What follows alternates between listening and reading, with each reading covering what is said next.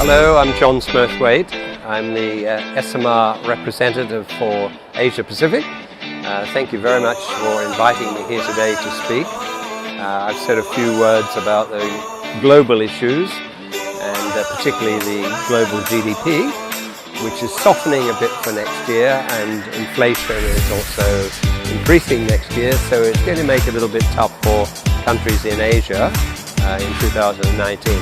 However, Indonesia is one of the countries that seems to be standing out from the crowd and doing quite well.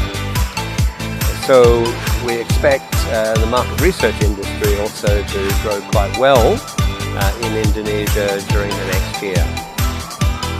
Indonesia is a member of SMR, and we're hoping to have more SMR events here in Indonesia over the coming year.